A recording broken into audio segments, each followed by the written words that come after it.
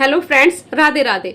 स्वागत है आपका अपने चैनल आत्म कहानी में। आई होप आप लोग सुखी होंगे, सुरक्षित होंगे, मजे में होंगे। मैं भी हूँ। तो हम आंसू नारी जीवन किताब बाय मधु शर्मा किताब को रीड कर रहे हैं। इसके हम अभी 7वें अध्याय पे हैं। अध्याय का नाम है भरोसा जीवन साथी का।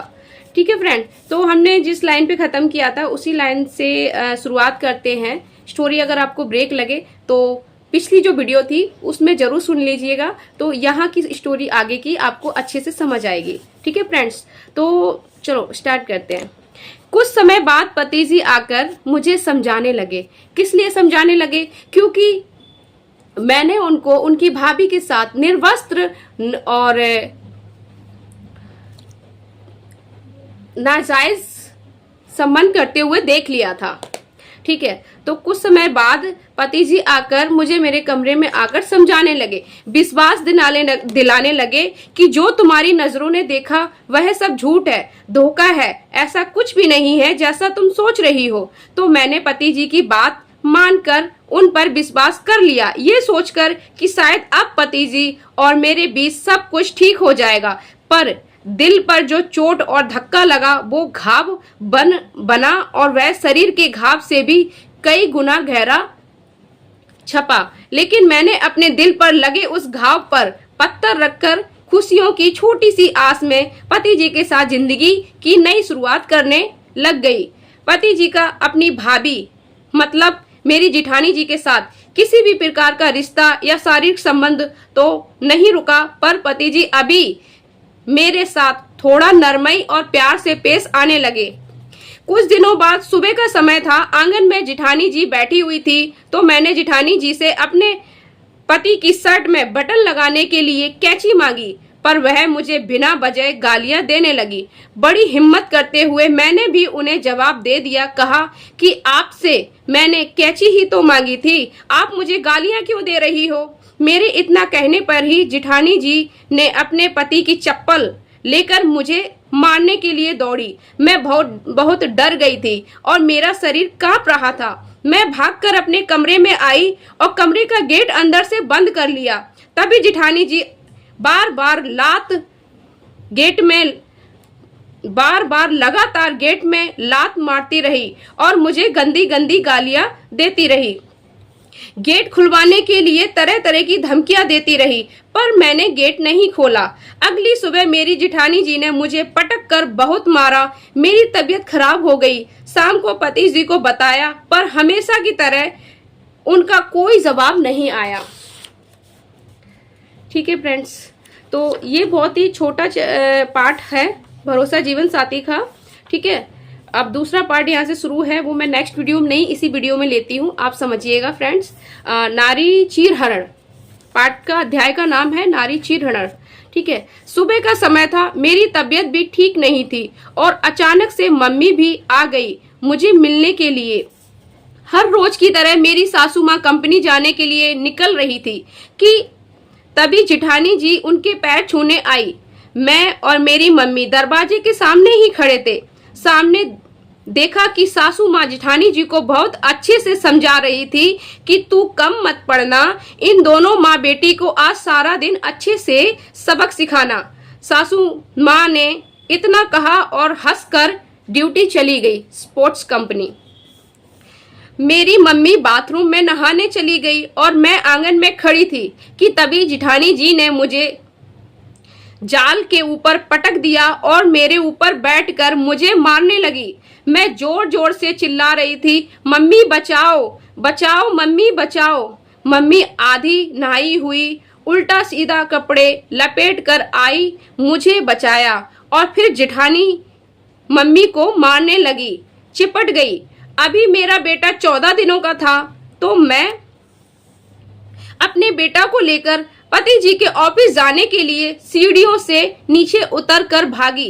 वैसे ही जिठानी जी मम्मी का हाथ छुड़ाकर मेरे पीछे भागी। जैसे ही मैं अपने बेटा को लेकर मेन गेट पर पहुंची, मेरा एक पैर गेट के अंदर और दूसरा पैर गेट के बाहर था।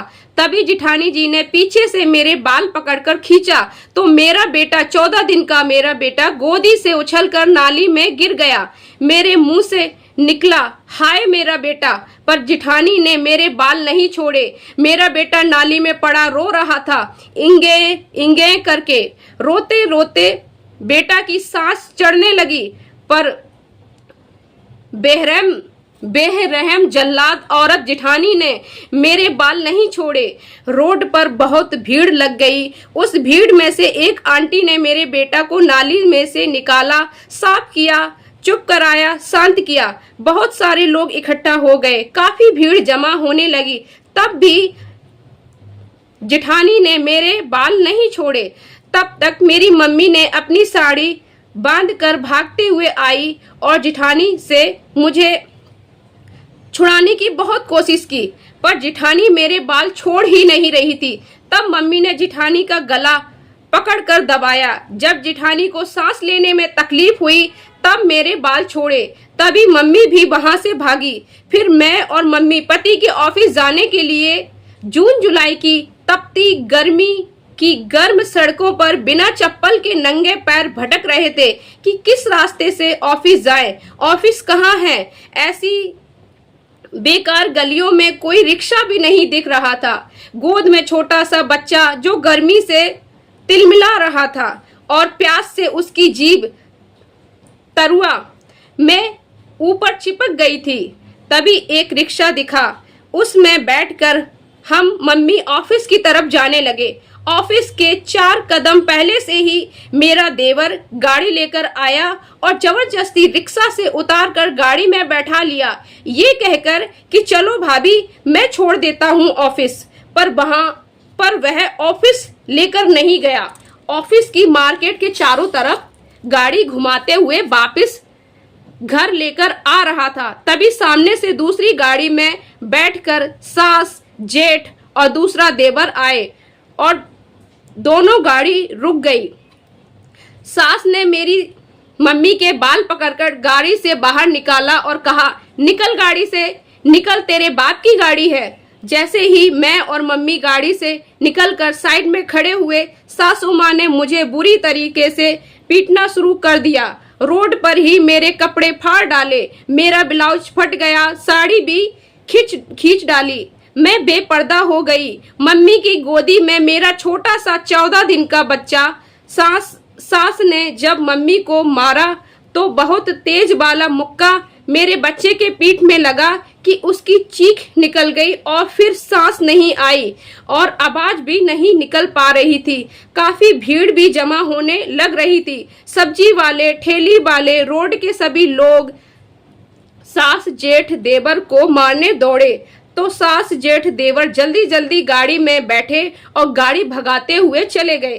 तभी वहां पर इकट्ठा भीड़ में से काफी लोग मम्मी से कहने लगी कि ये कौन लोग थे, बड़ी बेदर्दी से, बड़ी बेरहमी से आप लोगों को पीट रहे थे। मैडम मैं गवाही देता हूँ, मैं गवाही दूंगा, चलो आप थाने चलो, बड़े ही बुरे लोग थे ये, मैं उनके खिलाफ गवाही दूंगा। सभी लोगों की ऐसी बातें सुनकर मम्मी ने सबसे कहा, आप लोगों का बहुत बहुत धन्यवाद, पर हमें अभी पुलिस में नहीं जाना है, पहले अपने दामाद से बात करनी है, उसके बाद ही कोई फैसला लेंगे। बस आप हमें उस मार्केट तक पहुंचा दें जहां ऑफिस है। इस तरह से हम मार्केट पहुंचे। जैसे ही मैं और मम्मी ऑफिस के सामने पहुंचे तो शर्म से पति ने मुझे और मम्मी को बाजू कस के पकड़कर दीवार के साइड ऑफिस के पीछे ले आए और वहीं पर खड़ा करके सारी बात पूछी। फिर पति ने अपने गांव के एक आदमी के कमरे पर मुझे और मम्मी मेरे बच्चे को लेकर गए। मेरे और मम्मी के शरीर में चोट आने के साथ मेरे नन्हे से बच्चे के शरीर में भी जगह जगह चोट के निशान, खरोंचे लगी हुई थी। पति के गांव के आदमी ने चोट पर लगाने को दवाई दी। मुझे, मम्मी को, मेरे बच्चे को दवाई लगाई गई। फिर उस आदमी और उनकी पत्नी ने हमें खाना खिलाया।